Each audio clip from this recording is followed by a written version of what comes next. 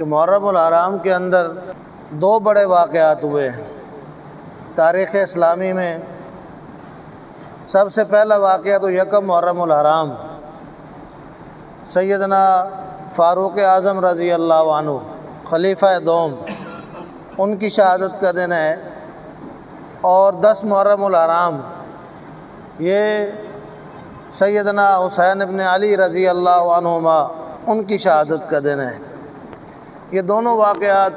تاریخی لحاظ سے بڑی اہمیت کے حامل ہیں، اور یہ دونوں شخصیات اسلام کے اندر ایک بڑی نمایاں شخصیات ہیں۔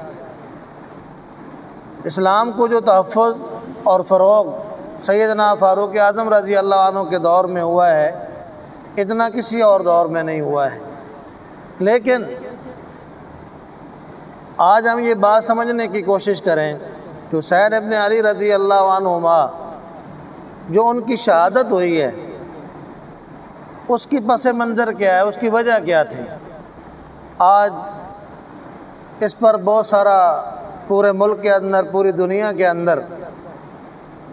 ایک خاص قسم کا عمل جو ہے شیعہ حضرات کی طرف سے بھی ہوتا ہے، اور ہمارے ہاں تو اب یہ ہے نا کہ ہم ہر معاملے میں تقسیم ہو رہے ہیں۔ ہم پہلے تو بڑی تقسیم کے اندر تھے، اب چھوٹی چھوٹی تقسیم کے اندر ہو رہے ہیں۔ یہ ہماری بدبختی ہے، ہماری بد نصیبی ہے کہ یہ تو ہمارے لیے روشنی کے مینار تھے صحابہ، ہمارے لیے ہدایت کا ذریعہ ہیں یہ صحابہ، اور میرے اور آپ کے لیے بہترین اسوہ حسنہ رکھنے والی شخصیات وہ صحابہ کرام ہیں۔ حضور نبی کریم صلی اللہ علیہ وسلم نے جو ریاست مدینہ تشکیل دی تھی، اور جو اصول حکمرانی اور جو معاملات آپ صلی اللہ علیہ وسلم نے جس طرح چلائے، اس کے بعد خلافت راشدہ کا عظیم الشان اور ایک مثالی دور ہے جو چاروں خلفاء نے ایک روشنی کا، ایک آئیڈیل نظام زندگی جو مسلمانوں کو دیا ہے۔ میں نے اور آپ نے آج کے اس مختصر وقت میں اس بات کا جائزہ لینا ہے کہ یہ خلافت راشدہ کیا تھی۔ جب ہمارے سامنے اس کا ایک خاکہ آ جائے گا، پھر ہم اگلے جمعے پر یہ بات کریں گے کہ حسین ابن علی نے اپنی جان قربان کیوں کی۔ ہمارے ہاں تو اب تقابل شروع ہو گیا ہے کہ بھئی حسین اور یزید کا معاملہ کیا تھا، اس پر بھی اب ہم سنی لوگ بھی تقسیم ہو گئے ہیں، اور تقسیم در تقسیم ہو رہے ہیں۔ اب کچھ لوگ جو ہیں وہ یزید کا دفاع کرنا شروع کر دیتے ہیں، کچھ مقابلے میں آ کر حسین کا دفاع کرتے ہوئے یزید کا جو ہے وہ آپریشن شروع کر دیتے ہیں۔ اصل مسئلہ یہ نہیں ہے، اصل مسئلے کی طرف آنا ہے کہ معاملہ ہوا کیا ہے، پس منظر کیا ہے۔ آپ اور میں یہ سمجھیں، سب سے پہلی بات کہ رسول اللہ صلی اللہ علیہ وسلم نے جو ریاست مدینہ مقرر فرمائی، خلافت راشدہ نے کہ عظیم الشان دور نے اور خلفائے راشدین نے اس نظام کو، اس ریاست مدینہ کو انہی اصولوں پر قائم کیا جو جناب رسول اللہ صلی اللہ علیہ وسلم نے دیے۔ اب خلافت راشدہ کی خصوصیات کیا تھیں؟ سب سے پہلی بات کہ خلافت راشدہ کے اندر انتخابی خلافت تھی، یعنی حضور نبی کریم صلی اللہ علیہ وسلم کے بعد سیدنا عمر فاروق رضی اللہ عنہ نے جناب ابوبکر صدیق رضی اللہ عنہ کو نامزد کیا، اور سارے مسلمانوں نے جو مدینہ کے اندر موجود تھے سب نے حضرت صدیق اکبر رضی اللہ عنہ کی خلافت کو تسلیم کیا اور ان کی بیعت کی۔ پھر آپ رضی اللہ عنہ جب بیمار ہوئے تو آپ رضی اللہ عنہ نے اپنے بیٹے کو نہیں، اپنے کسی عزیز کو نہیں، سیدنا فاروق اعظم رضی اللہ عنہ کو مسلمانوں کا امیر نامزد کیا۔ بعض لوگوں نے حضرت ابوبکر صدیق رضی اللہ عنہ کو مشورہ دیا کہ امیر المومنین، عمر کی طبیعت بڑی سخت ہے، وہ بڑے سخت مزاج آدمی ہیں، وہ خلیفہ بنیں گے تو شاید کہیں ایسا نہ ہو کہ سخت مزاجی سے لوگ جو ہیں وہ ان کے خلاف کوئی اس طرح کا جذبہ پیدا نہ کر لیں۔ تو جناب صدیق اکبر رضی اللہ عنہ نے فرمایا کہ یہ جو عمر کی سختی ہے یہ میری نرمی کی وجہ سے ہے، جب ان کے اوپر خلافت کی ذمہ داری آئے گی یہ خود بخود نرم ہو جائیں گے اور آسانی پیدا کرنے والے بن جائیں گے۔ اور پھر ایسا ہی ہوا۔ المختصر، حضرت عمر رضی اللہ عنہ نے اپنی شہادت سے پہلے ایک شورا مقرر کی اور عمر بن عوف رضی اللہ عنہ اور دیگر صحابہ کو، اور یہ جو 5 رکنی انہوں نے شورا قائم کی اس کو اختیار دیا کہ وہ آئندہ مسلمانوں کے خلیفہ کے لیے کسی فرد کا چناؤ کریں، اور ساتھ حضرت عمر رضی اللہ عنہ نے یہ بھی کہا کہ جو میرا بیٹا ہے عبداللہ یہ خلیفہ نہیں بنے گا، البتہ اگر تم کسی معاملے میں رائے لینا چاہو، یہ تمہاری رائے برابر ہو جائے تو فائنل ووٹ کے لیے آپ اس سے رجوع کر سکتے ہیں، لیکن میرے بیٹے کو خلیفہ نامزد نہیں کیا جائے گا۔ پھر حضرت علی، حضرت عثمان رضی اللہ عنہ، اسی طرح ان کا بھی انتخاب ہوا ان کی شہادت کے بعد، اسی شورا نے ان کو بھی منتخب کیا۔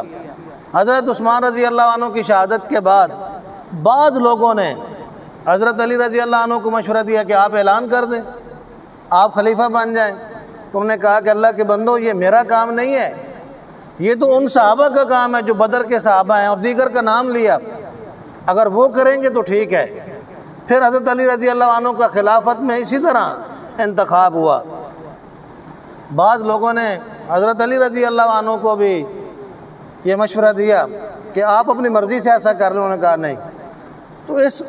خلافت راشدہ کے اندر جو پہلی اور بنیادی چیز تھی وہ تھا انتخاب، اور انہوں نے انتخاب کے ذریعے سے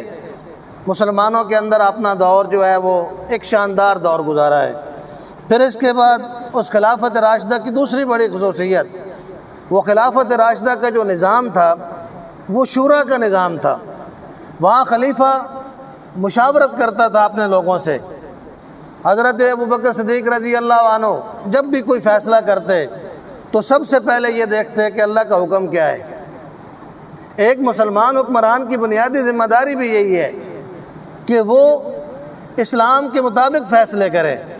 اگر آج آپ اپنی تاریخ میں، آپ پوری دنیا میں اپنے حکمرانوں کو دیکھیں، صرف آپ نے نہیں، تمام دنیا کے مسلمان حکمرانوں کو، کس ملک کے اندر یہ نظام ہے؟ آخر نظام تو یہ ہمارا ہی ہے۔ تو حضرت ابوبکر صدیق رضی اللہ عنہ سب سے پہلے وہ یہ دیکھتے کہ کتاب اللہ کا حکم کیا ہے، پھر وہ دیکھتے کہ سنت رسول اللہ کیا ہے، پھر تیسری چیز حضرت ابوبکر صدیق رضی اللہ عنہ جب سنت رسول اللہ میں بھی کوئی مسئلہ نہ پاتے تو پھر لوگوں کو، اہل علم لوگوں کو بلا لیتے اور ان سے مشورہ کرتے۔ تو سیدنا عمر رضی اللہ عنہ وہ بھی اسی طرح مشاورت کے ساتھ فیصلے کرتے، اور حدیث کے اندر آتا ہے کہ حضرت عمر رضی اللہ عنہ کی جو مجلس شورا تھی وہ زیادہ حفاظ قرآن اور قرائے قرآن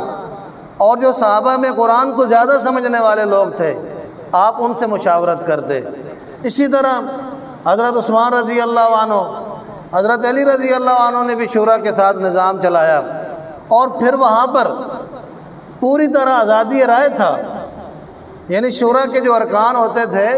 ان کو پوری آزادی رائے کا حق ہوتا تھا، جو کھل کر رائے دینا وہ کھل کر رائے دیتا۔ خلیفہ کا کوئی روب اور دبدبہ نہیں ہوتا تھا کہ بادشاہ سلامت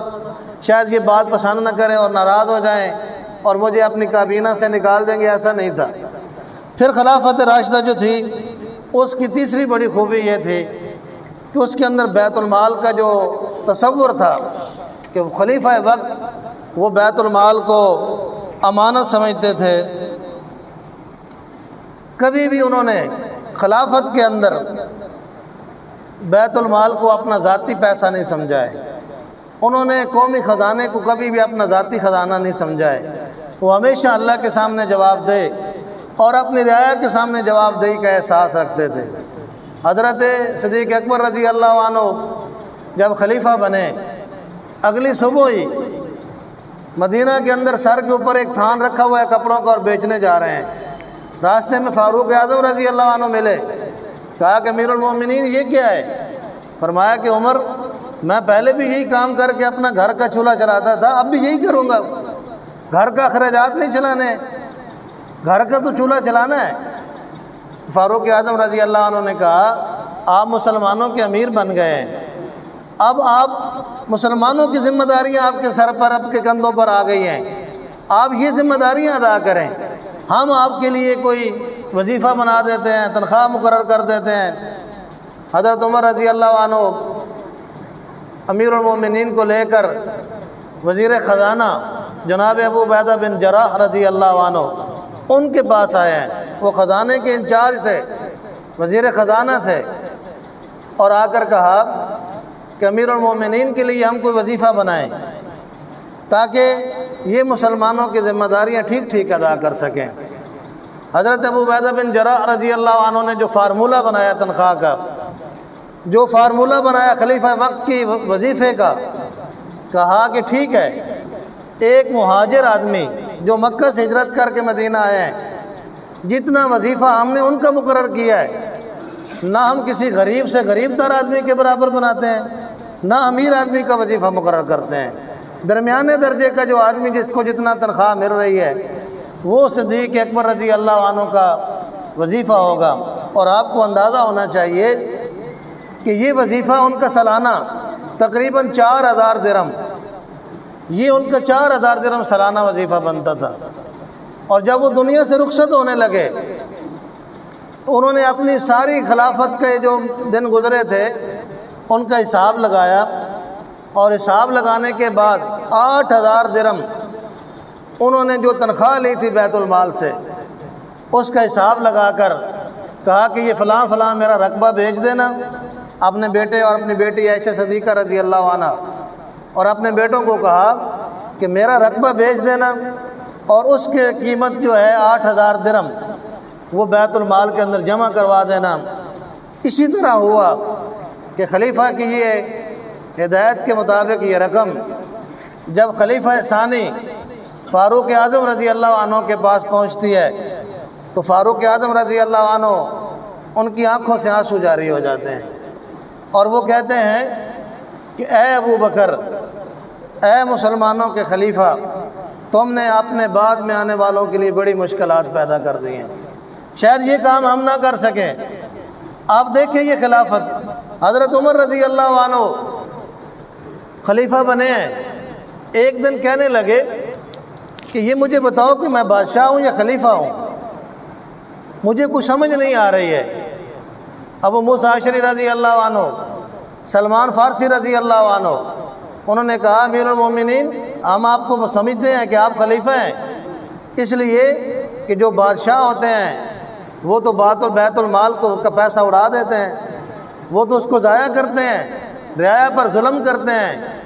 آپ نے تو کبھی بیت المال کے پیسے کو ضائع نہیں کیا ہے، آپ نے کبھی رعایا پر ظلم نہیں کیا ہے، اس لیے آپ خلیفہ ہیں۔ اس لیے حضرت عمر رضی اللہ عنہ انہوں نے یہ اعلان کیا کہ میں اپنے دوران خلافت اپنے بیت المال سے صرف گرمیوں کا 1 جوڑا اور سردیوں کا 1 جوڑا لوں گا،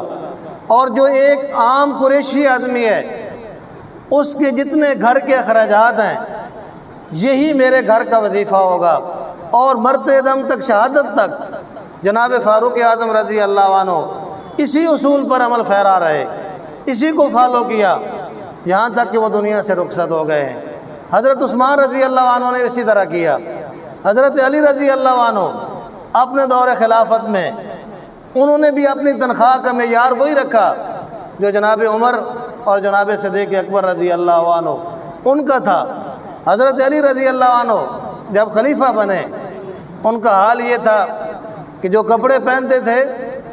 اس کی شلوار آدھی پنڈلی تک اونچی ہوتی تھی۔ ایک رات ایک شخص نے دیکھا ہے کہ مسلمانوں کا یہ خلیفہ سخت سردی کے موسم میں کانپ رہا ہے سردی سے۔ اس نے کہا کہ امیر المومنین، آپ کوئی بیت المال سے اچھی سی چادر لے لیں، اچھا کوئی کپڑے پہن لیں، اچھا لباس پہن لیں۔ انہوں نے کہا کہ یہ کام علی تو نہیں کر سکتا ہے، اس لیے کہ کل علی نے اللہ کے سامنے جواب دہ ہونا ہے۔ حضرت علی رضی اللہ عنہ جب آخری وقت تھا ان کا، اپنے بیٹوں کو کچھ نصیحت لکھوا رہے تھے، کچھ باتیں لکھوا رہے تھے، تو کسی نے آ کر مشورہ دیا کہ اے علی، اس طرح کرو کہ آپ جاتے جاتے اپنے بیٹوں کو ولی عہد نامزد کر دو، اپنے پیچھے ان کو خلیفہ نامزد کر دو۔ تو تو حضرت علی رضی اللہ عنہ نے اس آدمی کی طرف بڑے غصے سے دیکھ کر فرمایا کیا تم چاہتے ہو کہ علی اس امت کے اندر وہ طریقہ ایجاد کر دے جس سے رسول اللہ نے منع کیا ہے؟ میں اس امت کو اسی حال میں چھوڑ کر جاؤں گا جس پر رسول اللہ صلی اللہ علیہ وسلم نے چھوڑا ہے۔ حضرت عقیل رضی اللہ عنہ جو حضرت علی کے بھائی تھے، وہ خلیفہ وقت ہیں، بھائی نے آ کر درخواست کی ہے کہ امیر المومنین کوئی بیت المال سے ہمیں بھی عطا کر دیں۔ تو حضرت علی رضی اللہ عنہ نے فرمایا کہ بھائی جان، کیا آپ چاہتے ہیں کہ آپ کا بھائی جہنم کی آگ میں چلا جائے؟ میں جہنم کی آگ میں مجھے پھینکنا چاہتے ہو کہ میں مسلمانوں کا بیت المال، اس کے سارے وسائل اپنے لوگوں پر خرچ کروں؟